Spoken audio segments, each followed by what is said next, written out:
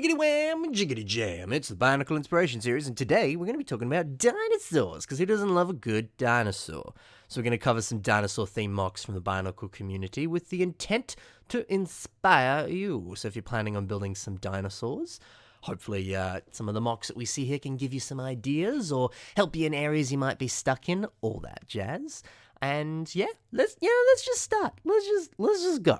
The very first mock we've got today is a very awesome little dinosaur here by the Iron Star, and it's called, okay, so I had a thing to pronounce this. Where is it? Lythronax An-thera-sis. Yes, nailed it, hopefully. So, this is a fantastic little dinosaur. I say little, it's not. It's a big mock, but it looks amazing. I think the head sculpt on this thing is gorgeous. The shaping on that is just phenomenal. I love the choice to kind of really make that bottom bit of the mouth not only posable, because it certainly looks like it can be, even though there are only a few photos of this thing online, but the choice to kind of mainly build it out of those Exoforce robot arm pieces that come up all the time in this show. It's kind of the base of that, using them to actually kind of clip into the top of the head and also sort of tilting them slightly so that you can put teeth in the sort of clip that it kind of clips onto the body normally, but also on the side there as well. So you can get the teeth in a couple of different places there. It looks really cool. Plus it's got a tongue, which it's funny, not only in like Lego sets, but on like heaps of mocks. There's always a nice like little like tongue part use, whatever you use for it. There's so many pieces that can work for a tongue. This here is just one of those slightly larger claw pieces or tooth pieces, however you want to describe it. I think it's under tooth on Bricklink. But a lot of them came on some of the fire heroes in Hero Factory, and even some of the Hero Factory 2.0 heroes had a bunch of those sort of slightly flexible tooth pieces there.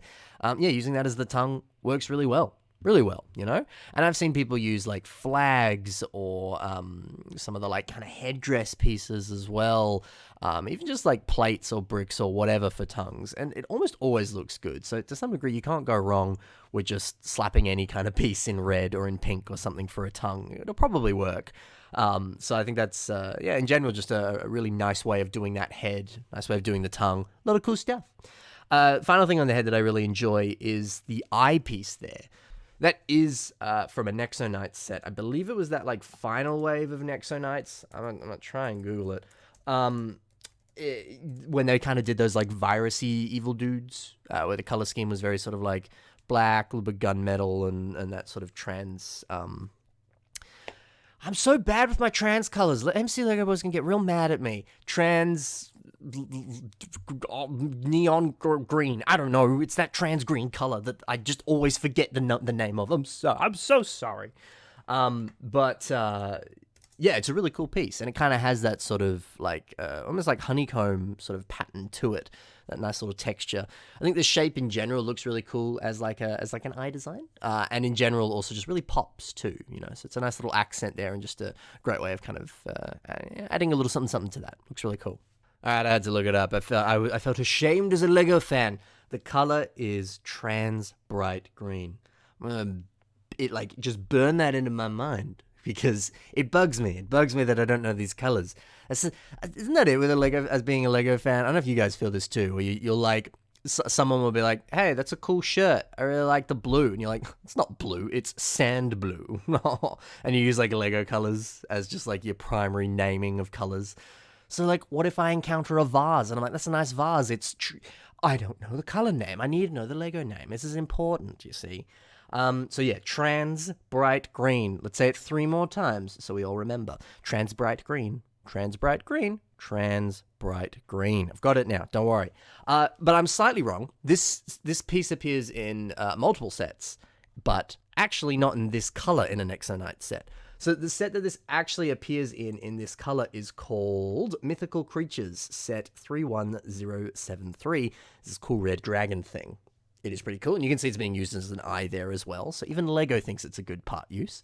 But it also appears in a few different colors as well. Trans medium blue, it's actually on the BB-8 set. It appears in, trans medium blue, trans light blue, trans neon orange, trans red, and then of course the trans bright green that we said before. So yeah, it does appear in some Nexo-Knight sets as well, as you would have seen there. Yeah, only one set that piece appears in. A surprisingly rare piece, but gosh, it works well on this dinosaur. Anyway, that's enough of a I don't know, history of pieces lesson and learning about colors together with teacher Cossy, Mr. Cossy, whatever you want, whatever. Let's continue talking about this dinosaur. So, in the description, I don't know enough about dinosaurs to know if this is true, if this is his own little made-up dinosaur, but he said this was based off the Lie-throw-nax, which is a genus related to the Tyrannosaurus rex. So it's not inherently a Tyrannosaurus rex, but hey, by all means, if you're building dinosaurs, you may as well do a bit of research on dinosaurs, and you might, learn a thing or two about it, which, is always fun, but also some of that research might inform what you build, Hey, it's like how some people believe that dinosaurs had, like, feathers, and some believe that they didn't at the same time, and some people get really mad when you say dinosaurs have feathers, because they're like, no, it's not as cool, which, it's up to you if you think it's cool or not, but, hey, do some research, see what you might find, because, yeah, it might totally inform the way you build it. It might look really cool, Some other stuff I like about this is the color blocking on this. The choice to have the whole sort of like underbelly and sort of going back into the tail as well being lime, I think really pops. I like the fact that this dinosaur is primarily black, and black is a really easy color to work with because you've got a lot of axles and things that can appear in that, so you don't really have the case where suddenly this blue pin is just sticking out and you're kind of like, that's a little jarring color-wise.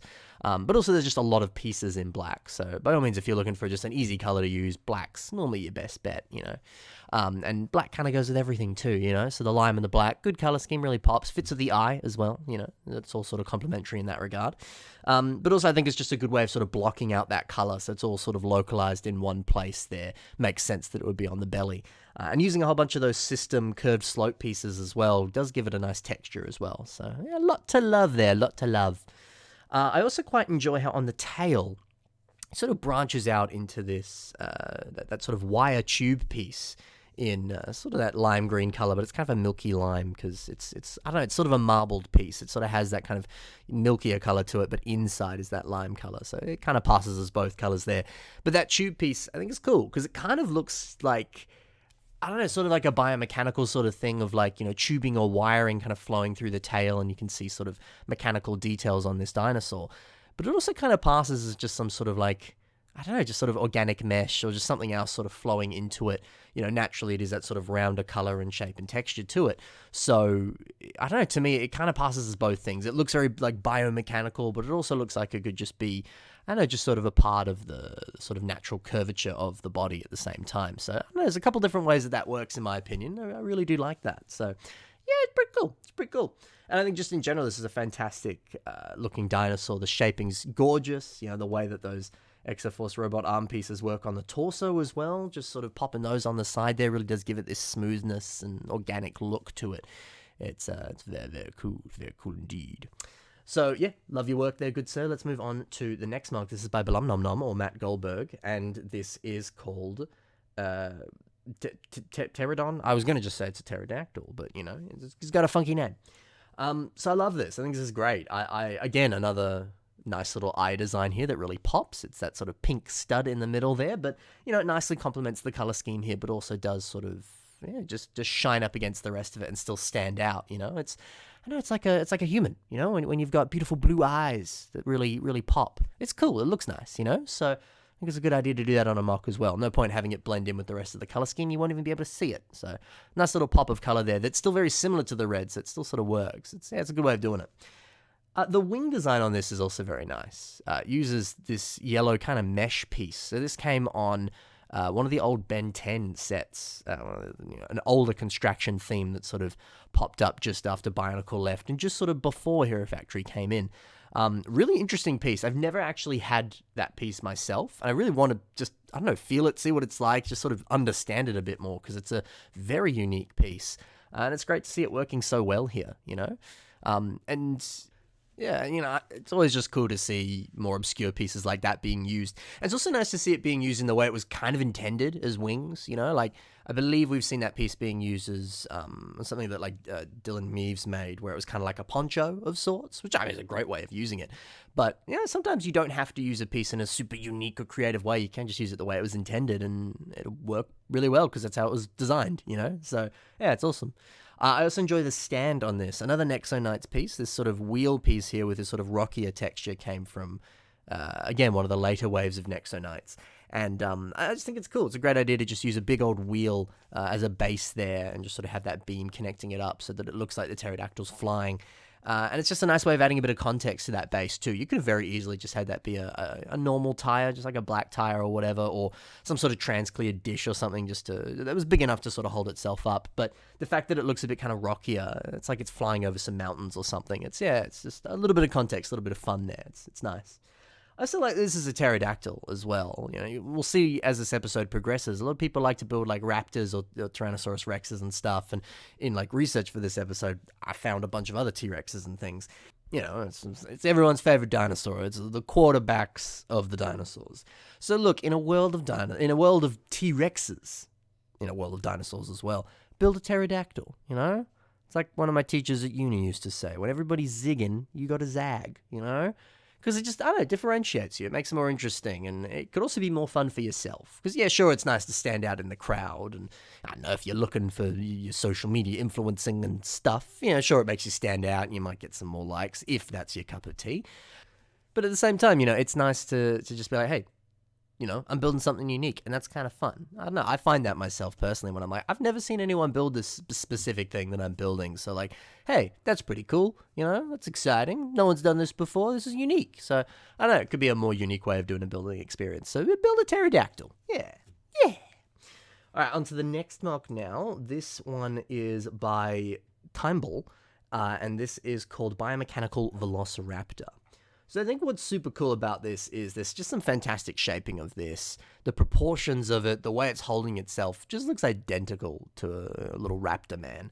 Raptor dinosaur. Not really a man, is it, Ben? But, it's fun to say raptor man. But yeah, it looks great. I love how he's done this. But what I love even more is that this is actually kind of a combiner model. So in the description here, it says that this mock was made using pieces from Umarak. It was also made using pieces from Liwa, specifically I think the second version of Liwa, and the Creature of Jungle. So yeah, I imagine, trying to look, I think it's exclusively pieces from those three sets. He might have some leftover parts as well. He probably definitely does. I can't see like Liwa's mask or anything on this. So, but that's awesome. If you have those three sets, you yourself can make this because you have the pieces to do so. You just got to reverse engineer it. Reverse engineering is a bit of a skill. I think it's an important skill to have as a Lego builder, as an A-fold, as a T-fold. So yeah, maybe it's time to test those skills if you want to build something very similar to this, because this is a fantastic model, and it's even cooler knowing that he had that limitation there. And sometimes creativity can thrive under a specific limitation as well. So yeah, have a play around, see if you can do that yourself. But what I specifically love about this, mainly that head design there, the choice to have that larger tooth piece as sort of the bottom of the jaw, and then that scroll armor piece at the front there, really, really nice shaping, kind of perfectly matches that raptor head there. It looks awesome. Even just kind of the eyes on the head there as well, that's a bit more unique. Just using those little tiny like pin connector jobbos there. Yeah, it's just a nice little eye design. It works well. I also like the inclusion of these like red spikes at the back of the head. It pops. It's really cool, especially just that little splash of red there, dark red specifically. It works really well. It's really, really cool. I actually quite enjoy how he's done the feet there as well. The fact that there's that slightly larger sort of toe there almost, very fitting of a dinosaur. Our interpretation of dinosaurs, the way that we believe that they look. We've only seen skeletons, so we don't know. But yeah, I think that's a great way of doing that. And the tail as well, just the sheer sort of size of it, and the fact that he's used some of those larger weapon pieces to achieve that look there. It's really, really stunning. It's very, very nice. I also quite enjoy the butt on this T-Rex. The fact that he's used that sort of foot piece there, I don't know, it works surprisingly well in my opinion. It certainly looks like a bit of a limitation. He might have used another piece there if he wasn't just using the pieces from those three sets. But yeah, I think it actually works well. It kind of really bridges the gap between the leg and the tail there, and just creates this sort of smooth aesthetic there. It's very nice, I think. So yeah, just in general, I think it really shines. So love this mark, love the way it looks, love the way it holds itself. It's a little raptor. It's great. It's perfect. Let's move on to the second last mark now. This is by Sergei Rahkmaninoff, and this is called Crystallovenator. So This primarily is using pieces from, actually not primarily, but it's using some pieces from the set known as Crystal King, which is a fantastic little Power Miner set that I remember having many hours playing with that guy as a kid. It was a great little set. And I love seeing these pieces being put to use. I believe the guy who designed Crystal King, in fact, I'm 90% sure, was the LEGO designer Mark Stafford. And I remember, because he was a bit, he's a bit of an AFOL himself, he would post some of his own mocks online back when Mock Pages was a bit more active. I don't know if he really posts much these days. But he built this one mock once, which I believe I've featured in very early episodes of Biss, which used like 3 of the Crystal King heads. He essentially made Crystal King as this like 3-headed monster, and it looked amazing. But Mark, when he posted it, he was like, he was a little annoyed at people being like, man, that Crystal King head only has like one use. How would you use it in a mock? And so he's like, well, here's how you'd use it in a mock. And so he made it, with the intent of being like, man, I know this is a really specialized piece, but I'm gonna show that you can use it in some other ways, So I think just in general, I love that concept of focusing on some really nicely designed pieces and giving them life in new and unique ways, even if it is just using the head as a head on a mock. Obviously you could use it in some more unique ways, like, I don't know, build it into armor or something, use it as like shoulder armor, or use it as a butt cheek, I don't know, whatever. But a butt cheek would be cool. Someone do that. Weirdly cool, yeah, look, I think that's a great idea to give life to those more specialized pieces, and also to really pay attention to some of those specialized pieces, because I always personally hate that argument too, where people will be like, it's too specialized, like, how are you going to use it in a mock? It's just, you're only going to be able to use it for that one purpose in this set, And I like that sort of very, very subtle, like, oh, I'll show you where, people do build it and give it life, and you're like, wow, that's amazing seeing that piece being used in such a creative way. So don't be afraid to do that, especially if you have some of those pieces lying around. Like, literally right next to me here in this drawer, I've got a big tub of just like, you can hear it there, big tub of just kind of useless pieces, like big bulky stuff, like some of the Star Wars planet sets, and like, I don't know, just like burps and other big weird pieces and stuff like that. And yeah, I don't really use them that much, but like sometimes you see people use those Star Wars planet pieces in very incredible ways. It's like domed roofs on buildings and stuff, or heads on a Bionicle or something crazy, So you can use them pretty well. And obviously it takes a bit of thought, bit of imagination, bit of creativity, but we all have that here. We're all creatives, we're all builders, we're all mockers, we're all A-fols or T-fols or K-fols, whatever. So yeah, have a play around, see what you can do, because I think, this might be a more sort of subtle example of that, but I think it's just a good principle to play with, that's for sure. Let's talk about the actual mock now. I love the general shape of it. It obviously does have a more dinosaur aesthetic to it, but it's nice to see it being taken to a sort of very different route. Obviously, there wasn't a crystallized rock monster dinosaur that actually existed in the real world that we know of, but it's still really cool to see it, people really playing with that concept, having a more sort of fictional dinosaur in that sense. So yeah, if that's something you want to do, let this inspire you. I thoroughly enjoy sort of on the back the way that he's attached all these crystals, and they're throughout the entire mock here. I love that they're just sort of subtly placed in all these cracks and crevices, because it really feels like a geode or a mine site or something, where there's just sort of gems or rocks or like veins of ore and minerals kind of just everywhere sort of thing. It really does look like this sort of chunk of rock that's kind of come to life and has become this beast.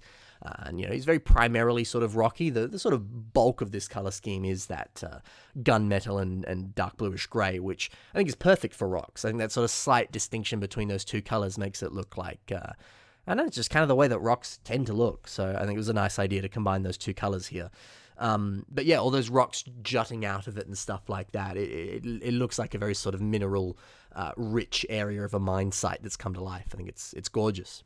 Even the inclusion on like the tail, and there's some on the head there as well, of the like eye pieces that would like insert themselves into like the Metru heads on Bionicle sets. I think it's a great idea.